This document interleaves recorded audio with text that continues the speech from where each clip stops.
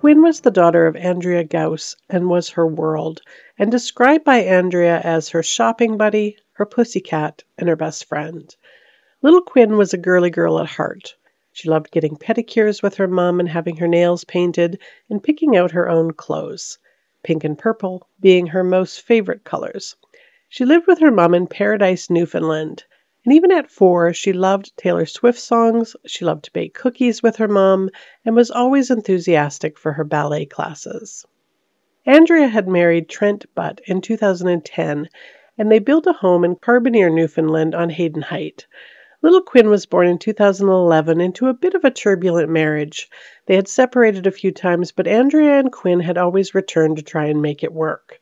Finally, in January of 2014, they split for good, and she moved with Quinn into a place in Harbor Grace, which is a little town just south of Carbonear. One website told me it was only a 6-minute drive between the two, but another said 18 minutes. But either way, they were close to each other by Canadian standards. By April 24th of 2016, the divorce still had not been finalized. There continued to be disputes over the custody of Quinn, and at this time Quinn was just starting kindergarten. Andrea was excited to be picking up Quinn from her dad Trent's place on the evening of April 24th because they were going to be going away to Florida the next day. Trent had been formally served with papers that Andrea would be taking Quinn to Florida for a vacation, but would return. In the early morning hours of April 24th, 2016, at 4:25 a.m., Trent's neighbor, David Kennedy, was awoke by some popping and banging sounds. He stepped outside of his front door to investigate and saw a dim glow coming from the house beside him. He stepped out further and saw that Trent's house next door was on fire. He ran back into his house and told his wife to call 911, and then he ran to Trent's back door and started banging on it to rouse Trent. He tried the doors and the windows, running frantically around all sides of the house. He flagged down a couple of men driving by, and they managed to kick in the back door. By this time, the back side of the house was completely awash in flames. There was simply too much smoke and heat to be able to enter the house. Ian Green was a volunteer firefighter in Carbonear. His pager went off at 5 a.m. He later testified that there was fortunately no wind on that fateful morning. Andrea got a call from her friend at the same time, waking her out of a dead sleep. Her friend told her that Trent's house was on fire. When she arrived at the scene, she could see Trent on the lawn, but was not able to spot Quinn. Ian Green had first ran into a small bedroom, a child's room, but it was empty. He next entered the master bedroom and was hit by a waft of gasoline. There he found a man of medium build laying on the bed, curled up with a small child. Ian was able to determine that the man, later identified as Trent Butt, was alive, so Ian dragged him outside and ran back in for the little girl, Quinn. He scooped her limp form into his arms and ran outside towards paramedics working outside, hoping that she could be revived. Upon seeing Quinn, Andrea began to scream. Trent was taken to the hospital and treated for cuts to his wrist and apparently his neck as well. The prosecutor, Lloyd Strickland, would later say his only failure in this murder-suicide plot was that he survived. Ian handed over little Quinn's body to paramedic Raymond Verge, a 15-year veteran of the EM service of Harbor Grace. He found Quinn's body to be cold with no blood pressure or pulse. 5-year-old Quinn was declared dead at 6:14 a.m. Raymond later testified that her vital signs, or lack thereof, suggested that she had been dead before the fire due to the fact that there was no soot noticed around her nostrils, which told him that she had stopped breathing before the smoke of the fire had gotten to her. Constable Mohammed Aga was the first officer on the scene. His job was to look for evidence and track the evidence, specifically evidence of arson at the scene. He found a red gas can in the living room, a box cutter knife found on the bedside table, a lighter on the same table as the box cutter. He found the bed sheets in the master bedroom wet with a strong gasoline smell, as well as bloodstains that were still damp. He also found a diary and a small notebook in a plastic tote box in Trent's vehicle parked in the driveway. The fire commissioner, Jim Barry, arrived the next morning after the fire had died out and found that the fire had started in the basement. He found not a lot was burnt in the living room. He noticed the gas can that was found. He also found some burn marks on the dining room table that seemed to be a separate fire from the one in the basement. He also noted the lighter on the bedside table in the bedroom and a second gas can in that room, although there wasn't much evidence of anything actually burning in that room. When the autopsy was done on little Quinn by Dr. Corner Simon Avis, he found that there was no anatomical cause of death, nothing wrong like cancer or heart defects. But he was unable to determine the cause of death for her. He says that happens in about 5% of deaths, the cause and manner of death to be undetermined. He did note an abrasion on the upper lip and chin, and he said that it looked like teeth had been pushed against the upper lip, and there was also a bruise on her left shoulder. He did look for evidence of toxic gases in her system. Most people who die of a fire are usually killed by carbon monoxide, but she had died before the fire had started. There was no infection, no heart disease, no blunt force trauma, no stabbing, no poison, no strangulation, but he wasn't able to exclude smothering. Common in smothering is to see those abrasions on the lips. RCMP Constable Jonathan Moran took videotape evidence of the scene both inside and outside of the house. He, of course, noted the fire damage to the exterior of the house and that there were 2 vehicles in the driveway. Now, because this was after the fire, there were what he referred to as rescue materials on the lawn and police tape around the house. And when Constable Moran searched the 2 vehicles in the driveway, the pickup truck was unlocked. There was a large tote in the back seat, and it said Trent stuff on the lid. It included photos and a notebook. He found there was no motor, generator, ATV, any other items that required fuel except for a lawnmower.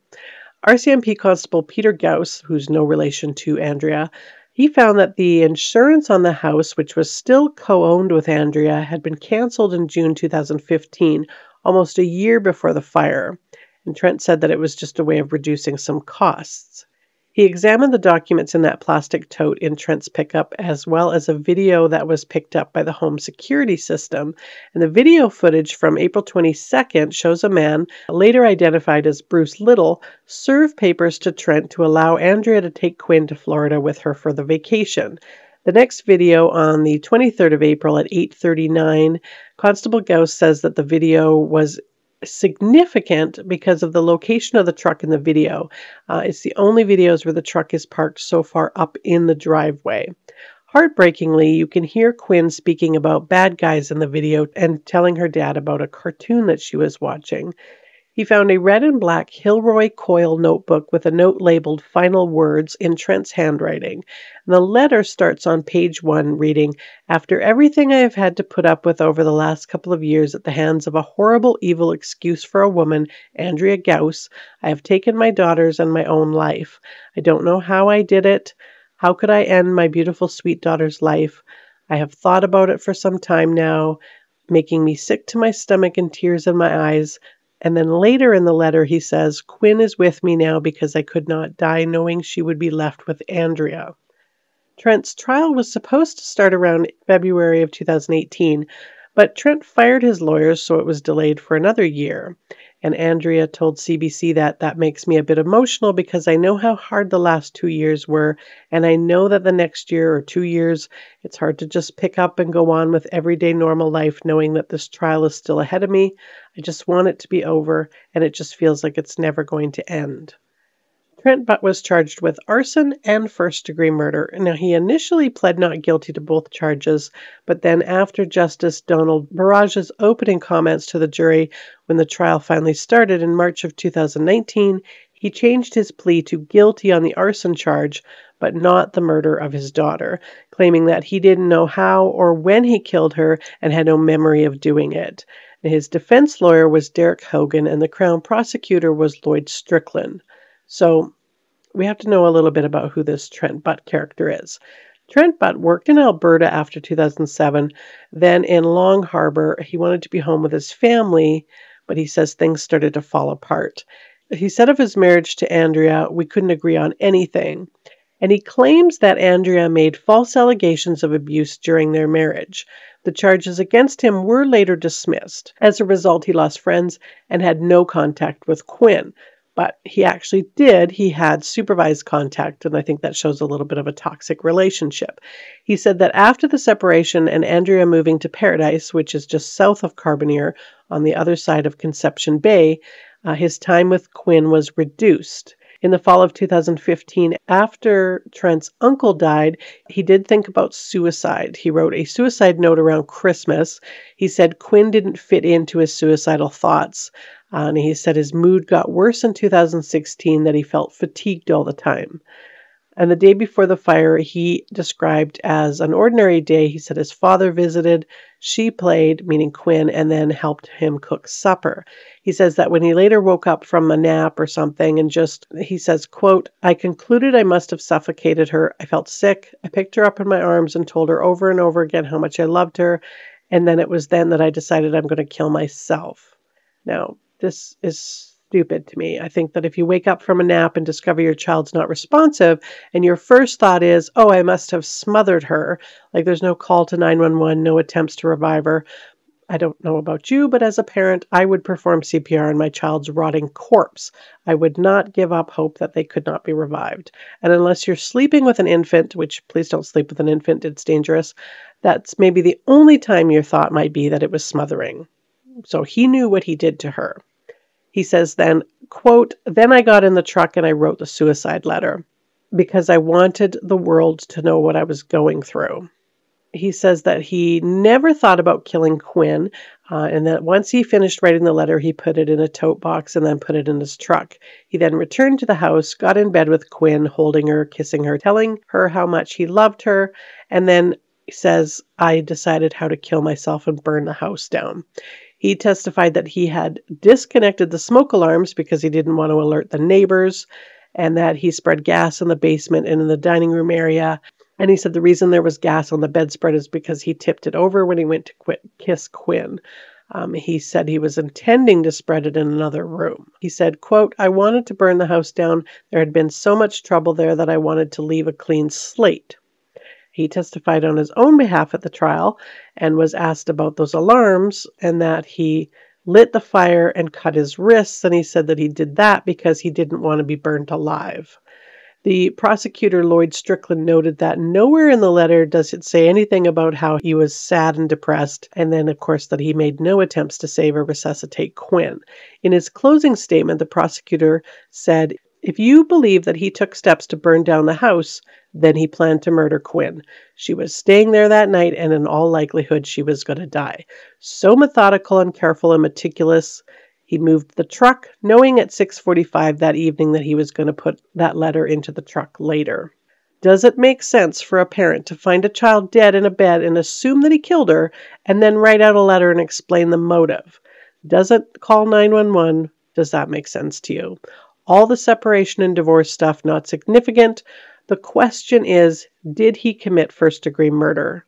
Nowhere in the letter did he say he regretted killing Quinn. Written with a steady hand, no evidence of the tears on the page, all so clear-headed. And so Trent was convicted of both the arson and first-degree murder, and at the hearing, there were victim impact statements that were read. And Andrea Gauss, who of course is Quinn's mother, looked at photos of her daughter in court and then looked at Trent and said, that urn, that's where your daughter is. Did she cry? Did she beg for her mom? Do you miss her voice? And does her voice haunt you? It was the worst thing he could have done. He murdered his daughter because he hated me.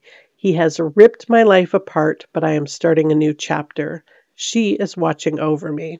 I hope that this is the last time I ever see his smug face. But in Trent's statement to the court, he just basically asked for someone to advocate for him and tell Quinn that he loves her. He apologized without looking any of the family members in the eyes and said, no one is more sorry than I am, but then added that if not for the problems with the family court and CPS, I'm sure we would not be here today. And to which the judge said, I, for one, do not accept your apology nor your expression of remorse, if that's what it was. And he added that the pain and suffering that he caused was beyond measure. Trent Butt, who was 40 at the time, received a mandatory life sentence and 25 years of parole ineligibility for the first-degree murder of his daughter. And for the arson conviction, Justice Burrage sentenced him to three additional years in prison. The justice felt that it was calculated and that the arson was done to deny Andrea Quinn's remains and the home. Plus, there had been a risk to the firefighters, so those were all aggravating factors in his sentencing. A candlelight vigil was held after Quinn's death at the soccer field in Harbor Grace, with literally thousands of people all wearing pink and purple, which were Quinn's favorite colors. And Andrea said, "The minute we found out Quinn was gone, everybody started pouring in their love and support. To see thousands of candles glowing for Quinn was phenomenal." And Andrea, who is amazing with the strength of really 1,000 mama bears, has used her grief and Quinn's memory to do some really good in this world.